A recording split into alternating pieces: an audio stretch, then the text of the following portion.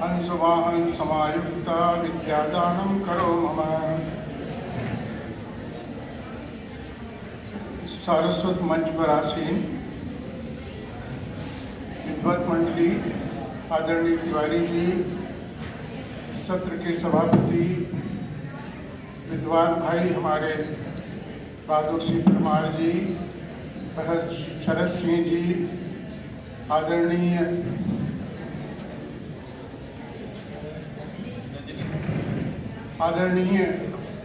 रजनी गुप्त जी, आदरणीय विवेकानंद उपाध्याय जी और इस गौरवशाली महाविद्यालय की यशस्वी प्राचार्य डॉक्टर सरोज गुप्त जी, अग्रिम पंक्ति में बैठे हुए हमारे सभी विद्वान साथी जो हमारे गिद्दी परिवार के हैं और इस सुंदर महाविद्यालय के अपने भविष्य की उज्ज्वलता को और निखारने वाले प्यारे प्यारे विद्यार्थियों।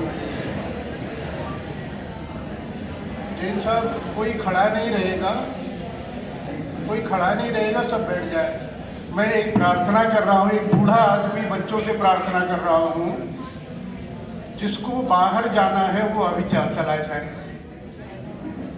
बाहर से अंदर तो आ सकते हैं और अभी जाना हो चले जाएं 2-4 मिनट में, लेकिन मैं आपके कीमती समय में से केवल आधा घंटा चाह रहा हूँ कि थोड़ा बहुत आप सुन लीजिए। शायद जीवन के किसी अंधेरे मोड़ पर काम आ जाए आपको।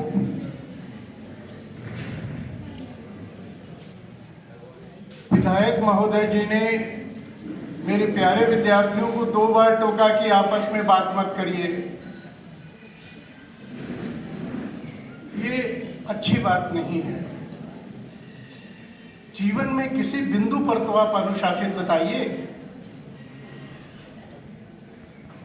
एक कारीगर कौशल करता है तो पूरी तन्मयता के साथ वो उसको गढ़ने में पूरा जीवन लगाता है, तब जाकर के वो चीज निखर के आती है। आपको जीवन बनाना है। मैं उन दोनों बच्चों को उठा करके सामने ले आऊंगा जो अभी भी आपस में बात कर रहे हैं।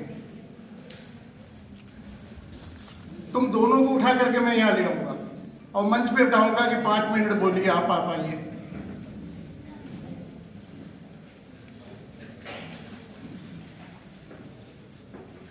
प्राचार्य महोदय की व्याख्यान में मैंने कहीं सुना है कि इस सभागृह का नाम आदि गुरु शंकराचार्य के नाम से रखा गया है।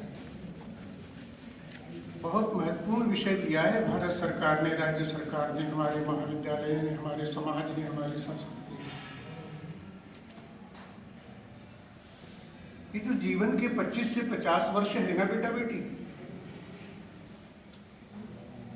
ये सोने से भी ज्यादा कीमती है आपके जीवन के लिए। इसको समझिए थोड़ा सा ठहर करके। माँ पिता ने आपको दिन भर का समय महाविद्यालय में बिताने के लिए दिया है। आपने कभी हिसाब लगाया है कि इस दिन भर के समय को जो मेरे माता पिता ने अपने श्रम की पसीने की बूंदों को मिट्टी में मिलाकर के मुझे दिया है, उसका मैंने कितना उपयोग किया है? 8 घंटे में या 6 घंटे में या 12 घंटे में? कहीं किसी बिंदु पर हिसाब लगाया है? बिस्तर पर जाने के पहले या निद्रा की गोद में सोने के पहले? और पिछले 25 वर्ष का हिसाब लगाइए, क्या पाया क्या खोया? कहीं पर एक बिंदु पर गंभीर हो जाइए बेटा, जीवन सुधर जाएगा। जीवन टल्लेबाजी का नाम नहीं है कि सड़क पर पत्थर दिखा और ठोकर से उसको फाड़ फेंक दिया। ऐसा नहीं है जीवन। बड़े भाग मानुष तन पावा, सब दुर्लभ सद ग्रंथन गावा, सब कह रहे हैं आदि ऋषि से लेकर। अभी नारद और सनत का संवाद सुना कि नहीं सुना? क्या सुनकर के फेंक देने के लिए था? ये ऋषि की वाणी आकाश से उपजी, ब्रह्म में उसका नाद हो रहा है। आपके भीतर भी ब्रह्म बैठा है, उसको तो पहचान लो। आज के विषय है भाषा संवर्धन के माध्यम से हम जीवन में कुशलता कैसे प्राप्त कर सकते हैं। जिस सभागृह का नाम आदि गुरु शंकराचार्य पर है, यद्यपि नीचे जो आदि गुरु शंकराचार्य लिखा हुआ है, आदि गुरु में र गलत लिखा हुआ है, र में बड़ाऊ की मात्रा दी है, र में छोटाऊ की मात्रा होती है। और अरुणमय मधुमय देश हमारा, अरुण भी जहां जहां आया है वहां सब गलत है। आप सुधार सकते हैं उसको, आप ये पहल कर सकते हैं कि मैंने तो चंद्रगुप्त के उस सेलुकस की बेटी कार्निरिया को ये गाते हुए सुना है प्रसाद जी के नाटक में। ये है विद्या का कौशल, ये है भाषा का कौशल। हमको भाषा के ऊपर ध्यान देना है। गंभीरता से सुन लीजिए। हाँ, मेरी प्रार्थना है आपसे, अभी भी जिसको जाना हो चला जाए। भैया बैठ जाइए आप तो, वो सब मेरे बेटा बेटी समझदार है, क्योंकि भारत के बेटे हैं वो, कोई इंग्लैंड अमेरिका या अफ्रीका के थोड़ी हैं।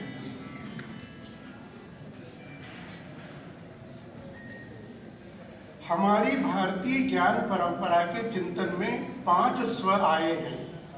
मूल स्व तो एक ही है, 5 स्व आए हैं। और ये स्व जो है ऋषि की, पहले ऋषि की चिंतन परंपरा से लेकर के, ऋग्वेद की वाणी से लेकर के अभी तक हमारे पास है।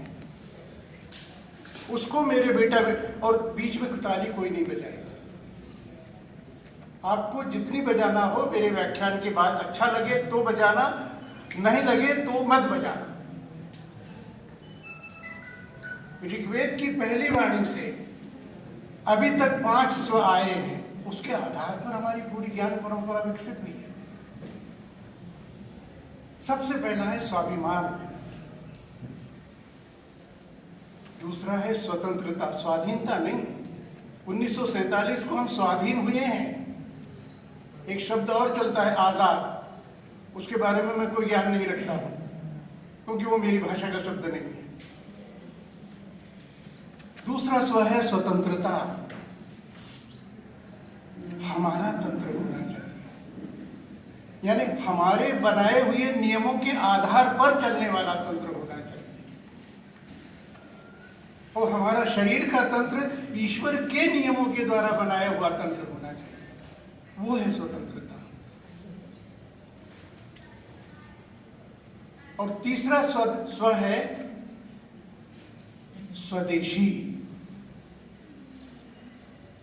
पूरी लड़ाई हमने स्वतंत्रता की स्वदेशी के आधार पर लड़ी है। आप सब सोचते रहिए हम स्वदेशी कितने बचे हुए हैं। आचार्य चाणक्य कहते हैं, बेटा बेटी, किसी भी संस्कृति की पहचान 5 बिंदुओं से होती है। 5 भ है, 5 भ। भूमि, भवन, भोजन, भाषा और भेषज यानी औषधि। ये 5 तत्व हैं जिसके आधार पर किसी भी राष्ट्र की संस्कृति का हम पता लगा सकते हैं। उनमें से 5 कुछ हमारे पास बचा है क्या? भूमि हमारी है, लेकिन बेटा बेटी जाना चाहते हैं कहीं और। अभी एक स्वदेश बहन आई थी, रायपुर में मेरी मुलाकात हुई थी स्वदेश से। उसने कहा आपको क्या लगा भारत में? अच्छा, बोले बहुत तारीफ कर रही थी, फिर भी और कुछ आपको लगा? बहुत दुखमय बात है और मैं सच बात कह रहा हूँ। उसने कहा कि यहाँ के युवाओं के भीतर अपनी भूमि के प्रति प्रेम नहीं देखा मैंने। सब पढ़ लिख करके न जाने कहाँ जाना चाहते हैं, क्या क्या बनना चाहते हैं।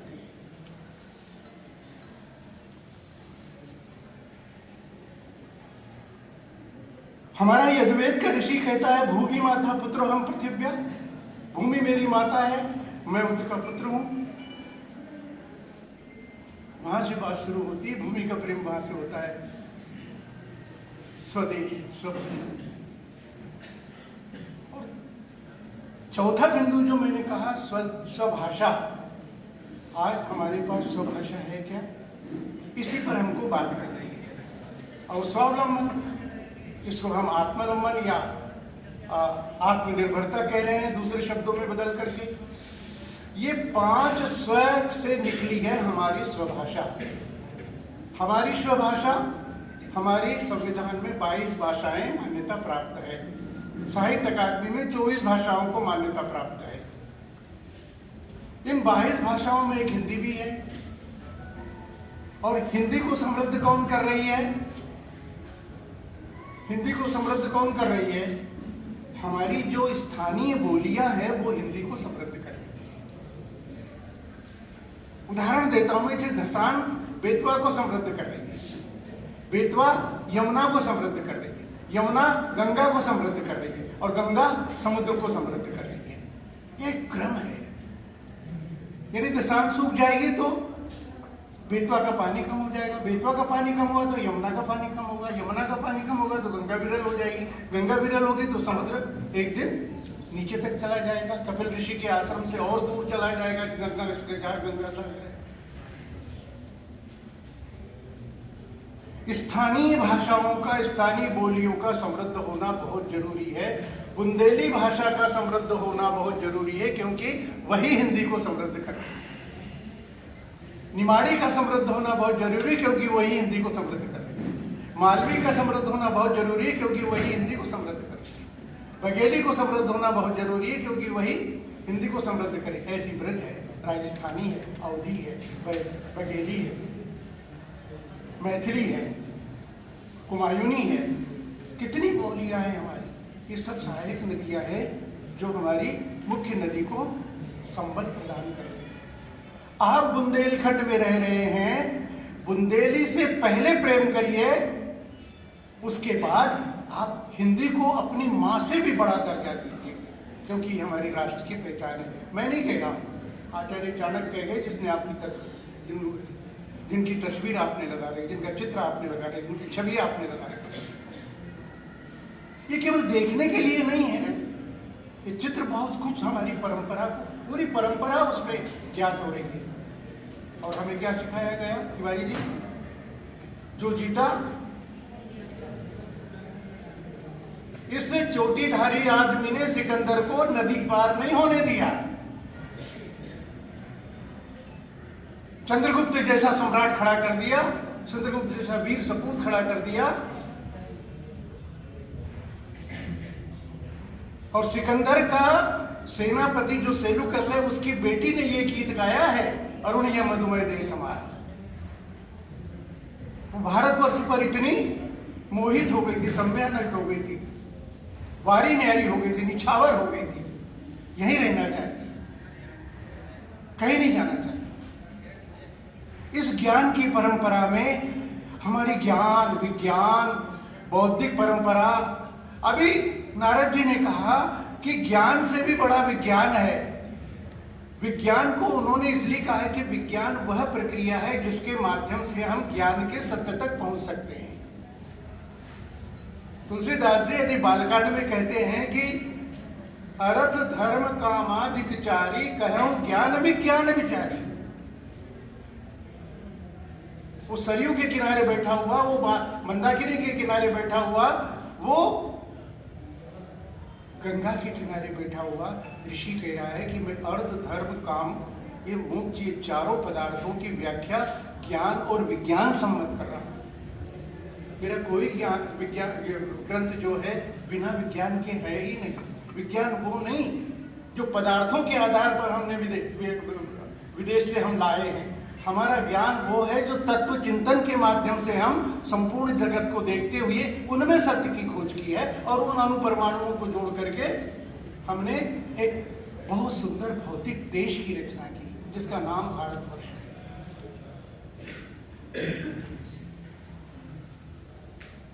ऋषियों की भूमि। जयशंकर प्रसाद की कहानी पढ़िए, पुरस्कार।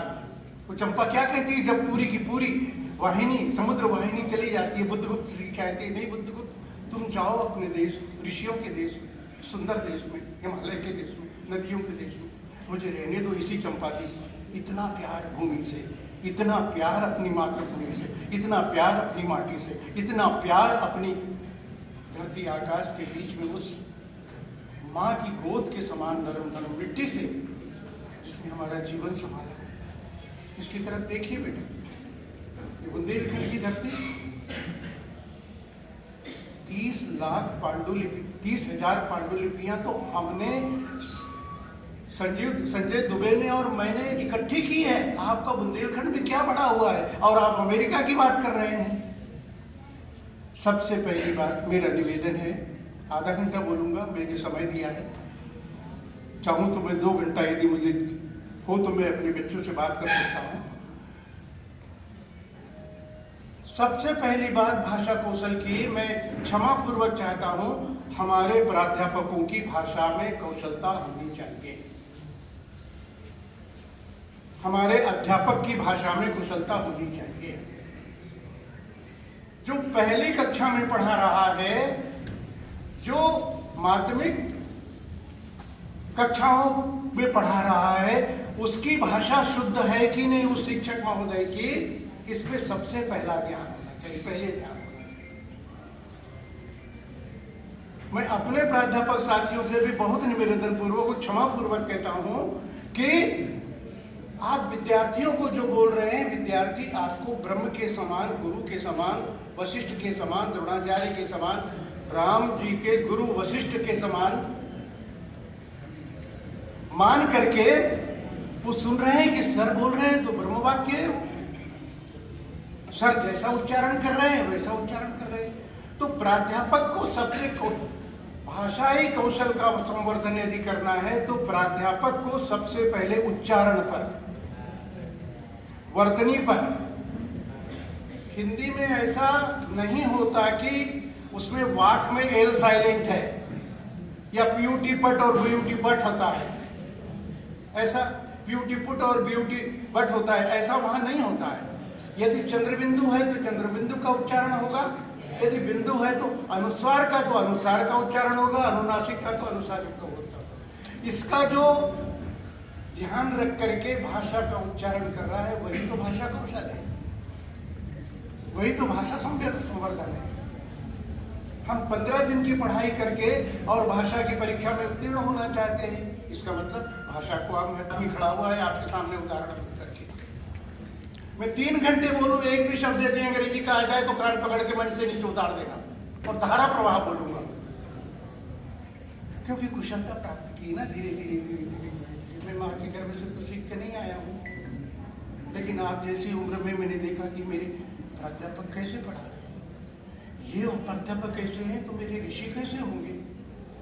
और ऋषि के वशिष्ठ के यहाँ अगर राम यदि गए तो तुलसी में कैसा लग दिया कि गुरुग्रह गए पढ़न रघुराई अल्पकाल विद्या सुनाई। ये कैसे हो गया, कैसे चमत्कार हो गया। एक निष्ठता, तल्लीनता, एकाग्रता, समर्पण, विद्यार्थी के गुणों से संपन्नता, ये यदि होगी तो विद्या तो आएगी। विद्या किसी की, सरस्वती माँ किसी की चेहरी नहीं है कि बिना बुलाए चली आएगी। आप आराधना करो, पूजा करो, अर्चना करो, वंदना करो, ध्यान लगाओ, मनन करो, चिंतन करो, ये आएगी आपके सामने और ये आपको गोदी में बिठा करके संसार में पूजनीय बना देगी। मैं सच कहता हूँ भाई बहनों, झूठ नहीं बोल रहा मैं। सरस्वती का मंच है, सारस्वत मंच है। दिल्ली के जब बड़े बड़े भवनों में व्याख्यान देता हूँ तो वो लोग कहते हैं कि सर हमने कम से कम 25 वर्ष बाद ऐसी हिंदी सुनी है। आप अपनी भाषा में निपुणता तो प्राप्त करो रे बेटा बेटी। भाषा का उच्चारण, लिखन, शुद्धिकरण, उसको जांचो। हम सपाटे से पढ़ लेते हैं लेकिन पुस्तक में कैसा लिखा है उसको ध्यान नहीं देते, इसलिए हम लिखने में गलती करते हैं। भाषा कौशल का मतलब केवल उच्चारण से नहीं है, भाषा कौशल से मतलब लिखावट से भी है। पुरानी पांडुलिपियां देखिए, आज हजारों साल पहले वो लोग इतने सुंदर लिखावट लिखते थे और हमारे शिक्षक ही लिखावट पर ध्यान नहीं दे रहे तो विद्यार्थी कैसे ध्यान देंगे? विद्यार्थी कैसे ध्यान देंगे? श्याम पट पर यदि हम कोई समीक्षा शास्त्र पढ़ा रहे हैं, पाश्चात्य भारतीय काव्य शास्त्र, तो लाइन में जो लिखा हुआ है वो पूरा का पूरा लाइन ऊपर नीचे नहीं होनी चाहिए, नीचे होनी चाहिए। सरल रेखा सीधी रेखा में होनी चाहिए।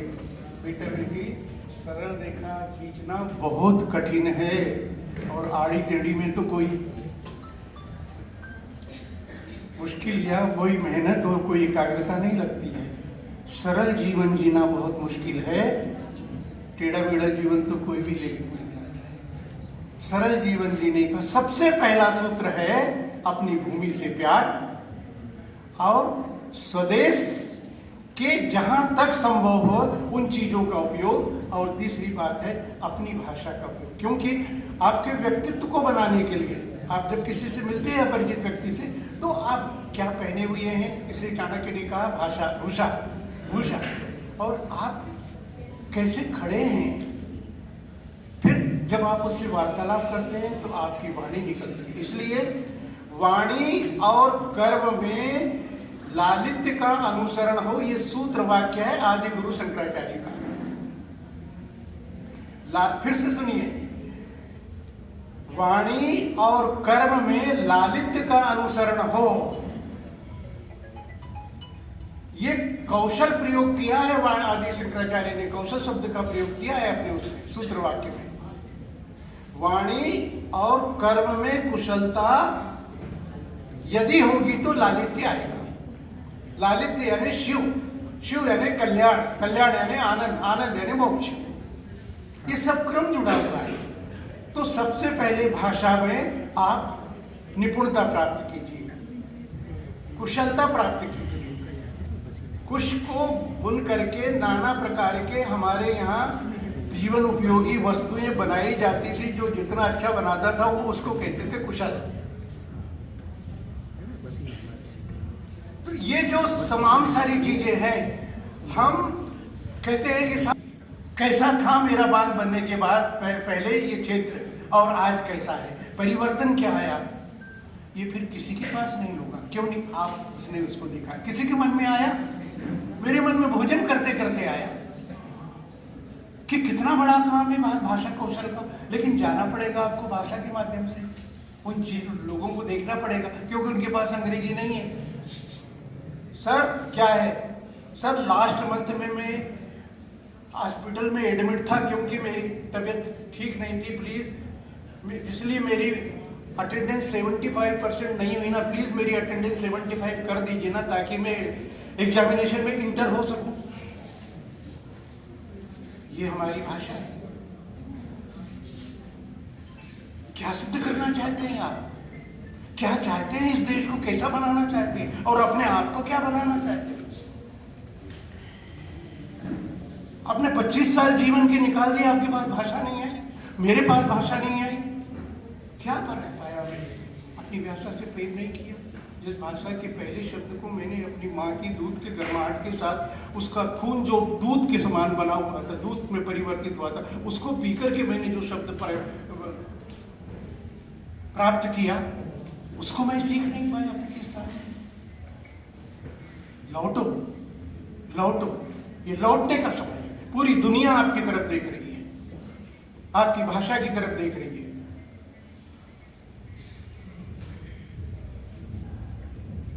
पहली बार जो ट्रंप राष्ट्रपति बने थे, उसके पहले जो राष्ट्रपति, अमेरिका के राष्ट्रपति थे, नाम बताए कोई?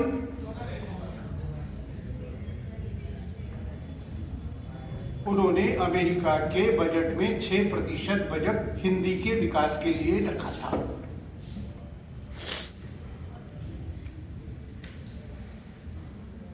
ये जो भाषा कौशल है, वो आपको पहले बुंदेली सशक्त होगी आपकी, फिर हिंदी सशक्त होगी।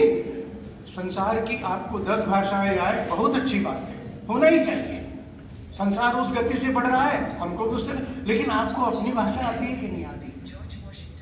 दूसरी बात, विज्ञापन का क्षेत्र इतना विस्तृत पड़ा हुआ है। मेरी जानकारी में ठंडा मतलब कोका कोला, ये जिस व्यक्ति ने बनाया था उस समय उसको 5 करोड़ दिए थे। आप कहते विज्ञापन, वो आप कहते रोजगार नहीं है। आप अपने दिमाग की खिड़कियां खोल करके रखिए, बहुत सारा क्षेत्र पड़ा हुआ है। आपके हाथ में माता पिता ने मेंढक दे दिया है, पता नहीं क्या क्या देखते रहते, लेकिन उसमें इतनी चीजें आ रही है, इतनी चीजें आ रही है, जिससे आप घर बैठे बैठे कम से कम 25-30 हजार तो कमा ही सकते हैं। ये तो मेरा अनुभव है, और कमा रहे हैं लोग बात। विज्ञापन का क्षेत्र इतना विस्तृत है, सारी चीजें तो विज्ञापन के माध्यम से बिक रही है। हमारे चौके से लेकर और बाजार तक सब तो विज्ञापन के माध्यम से इसमें आ रहा है और इसमें आ रहा है। आप कुछ रेल देखने जा रहे हैं, पहले विज्ञापन आएगा, फिर रेल की सूचना आएगी। तो विज्ञापन का क्षेत्र और विज्ञापन के क्षेत्र में अच्छी भाषा बोलने वालों का सर्वथा अभाव है। क्योंकि अच्छी भाषा इसलिए वो चाहते हैं क्योंकि हिंदी के माध्यम से ही आप भारत के 140 करोड़ लोगों के घर में पहुंच पाएंगे। वो इस बात को समझ गया है बाजार, इसलिए बाजार का क्षेत्र हिंदी के कौशल के लिए बहुत बड़ा है। आप घर बैठे बैठे या आपको कंपनी में बैठे बैठे बहुत सारा विज्ञापन का मैं व्याख्या करूंगा तो समय बहुत हो जाएगा। दूसरा क्षेत्र आपका अनुवाद का क्षेत्र है। भारत सरकार के इतने प्रपत्र अनुवाद के लिए आते हैं। यदि आपके पास 2 भाषाएं हैं, यदि 3 भाषाएं तो सोने में सुहागा। संस्कृत, हिंदी और अंग्रेजी है तो बहुत ही अच्छी बात है, लेकिन हिंदी और अंग्रेजी भी है तो अनुवाद के पूरे भारतवर्ष का क्षेत्र पड़ा हुआ है। हमारी अन्य भाषाओं के साहित्य को हिंदी में अनुवाद करने की बहुत आवश्यकता भी है। प्रत्येक महाविद्यालय और विश्वविद्यालय में इसके विभाग खुल रहे हैं ताकि संपूर्ण भारत का साहित्य आपस में भाषा के माध्यम से। हिंदी का क्षेत्र 7 राज्यों में 8 राज्यों में फैला हुआ है तो उसका पाठक वर्ग बढ़ा हुआ है। यदि आपको अनुवाद करना है, तीसरी बात मैं महत्वपूर्ण बताने जा रहा हूं कि एक क्षेत्र है जिसकी तरफ ध्यान किसी का नहीं गया। आपके बुंदेलखंड में राई होता है और भी बहुत सारे पर्व हैं, त्योहार है, उसके माध्यम से गीत होता है, उसके माध्यम से छवियां होती है, नृत्य होता है, आयोजन होता है, अनुष्ठान होता है, पूजा पाठ होती है, कर्मनिष्ठा होती है, बहुत सारे। उसकी एक फिल्म बना दी, उसका छोटा सा 5, 10, 15 मिनट का बना दी। देखिए पूरी दुनिया आपको मांगेगी, पूरी दुनिया, और लाखों रुपए में बिक रही हो, लाखों रुपए में। मैं कम बता रहा हूं। अभी गणगौर पर निमाड़ में बनाया है, एक निजी विश्वविद्यालय का कुलाधिपति बैठे हुए हैं तिवारी जी, उन्हीं के समान एक कुलाधिपति ने कहा इसके मैं 2.5 लाख रुपए देता हूं, आप इसको बनाइए। और 3 महीने में उस बेटे ने बना दी, आदित्य चौरे ने, उसने बना दी और 2.5 लाख रुपए मिल गए उसको 3 महीने में। तो क्षेत्र बहुत बड़ा पड़ा हुआ है। 2.5 लाख से उसको कॉन्टेक्ट मिल गया और 2.5 लाख में अपने 5 साथियों को लेकर के, एक छविकार को लेकर के और दूसरे ध्वनिकार को लेकर के वो चला गया और उसने बना दी। 2.5 लाख रुपए उसने 3 महीने में कमा लिए।